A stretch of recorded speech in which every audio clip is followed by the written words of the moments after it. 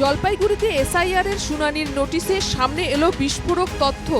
একাধিক ভোটার তাদের পিতার 6 সন্তান থাকার জন্য হিয়ারিং এর নোটিশ পেয়েছেন। এরপরই চমক, জানা গিয়েছে অধিকাংশ ভোটারের পিতার 6 সন্তান নেই। কেউ 4 ভাই বোন তো কেউ 5 ভাই বোন।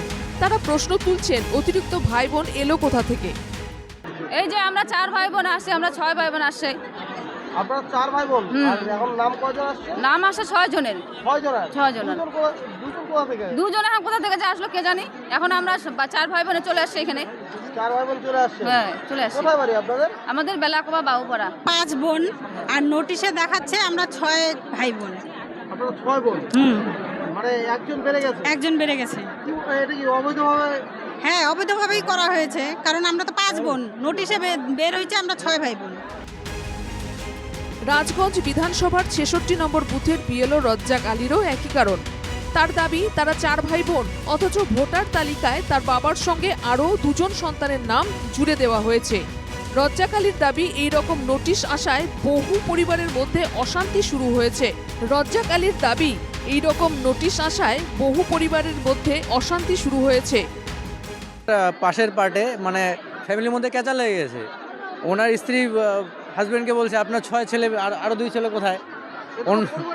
হ্যাঁ, পরিবার অশান্তি হচ্ছে। ওরা ভাবতেছে যে এখান থেকে তো যেহেতু ইলেকশন কমিশন থেকে আসছে, ওরা তো ঠিকই দিছে, তা আরও 2 জন মেম্বার কোথায়? এরকম পরিবারের মধ্যেও ক্যাচাল হয়ে যাচ্ছে কিছু কিছু পরিবারে। বিজেপির দাবি তৃণমূলের লোকেরাই পরিকল্পিতভাবে মানুষের অজান্তে ভুয়ো ডকুমেন্ট তৈরি করে ভোটার তালিকায় কারচুপি করেছে। এই হিয়ারিংটা হোক, যত অবৈধ সন্তান তৃণমূলেরা বাংলাদেশিদের বা রোহিঙ্গাদের নাম ঢুকিয়েছে সমস্ত কিছু বাদ যাবে। আপনারা শুধু সঠিক সময়ের অপেক্ষায় থাকুন, দেখুন। এই বিষয়ে তৃণমূল কার্যত দায় এড়ানোর চেষ্টা করেছে। রাজ্যের শাসক দলের দাবি রাজগঞ্জে এমন কোনো অভিযোগ নেই। এরকম খবর আমাদের কাছে আপাতত নেই, কারণ এরকম যেটা আজকে আমরা দেখলাম এখানে, তো ওইরকম তো কিছু নেই। এখন তো তারা হিয়ারিং এর জন্য লাইনে দাঁড়িয়ে রয়েছে।